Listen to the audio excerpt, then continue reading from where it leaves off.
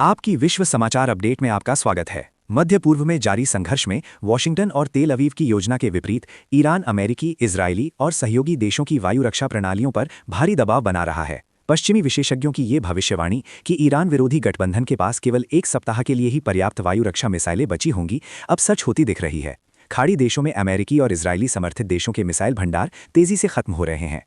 Iran कम लागत वाले drone और मिसाइलों से बड़े पैमाने पर हमले करके दुश्मन को कमजोर करने की रणनीति अपना रहा है, जिससे उन्हें बहुत महंगे इंटरसेप्टर मिसाइलों का भारी मात्रा में उपयोग करना पड़ रहा है।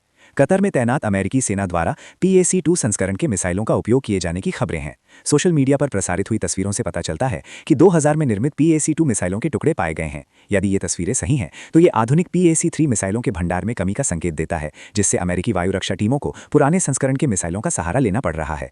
इजरायल ने पिछले साल इन PAC-2 मिसाइलों को अनुपयोगी मानकर यूक्रेन को दे दिया था, लेकिन अब अमेरिकी सेना इनका उपयोग ईरानी बैलिस्टिक मिसाइलों को रोकने के लिए कर रही है। अमेरिकी इंटरसेप्टर मिसाइलों का तेजी से खत्म होना ईरान और हौथियों के बड़े पैमाने पर हमलों, साथ ही यूक्रेन सहित सहयोगियों को दी जा रही आपूर्ति का परिणाम है। ये आधुनिक हथियार धीमी गति से बनते हैं, लेकिन उनका उपयोग अविश्वसनीय गति से हो रहा है। पेंटागन के पास दीर्घकालिक खरीद योजनाओं की कमी है और रक्षा ठेकेदार स्थिर ऑर्डर के अभाव में उत्पादन बढ़ाने को तैयार नहीं है। इससे मिसाइल उत्पादन में लंबे समय से ठहराव है। आपूर्ति श्रृंखला और कुशल श्रमिकों की कमी भी उत्पादन बढ़ाने में बाधा बन रही है। अमेरिका मध्य पूर्व में स्थिरता बनाए रखने, एशिया प्रशांत में गतिविधियों पर नजर रखने और रूस को रोकने जैसे महत्वाकांक्षी लक्ष्यों को एक साथ हासिल करने की कोशिश कर रहा है। हालांकि देश की औद्योगिक शक्ति और हथियारों का भंडार इतनी बड़ी महत्वाकांक्षाओं को पूरा करने में सक्षम नहीं है।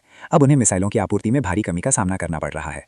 विशेषज्ञों का कहना है कि आगे का घटनाक्रम अमेरिका और इजरायल की ईरान के बैलिस्टिक मिसाइल भंडार को नष्ट करने की क्षमता पर निर्भर करेगा। अन्यथा ईरान के उच्च तीव्रता वाले हमले अमेरिकी और सहयोगी देशों की वायु रक्षा क्षमता को और मुश्किल बना सकते हैं। सुनने के लिए धन्यवाद।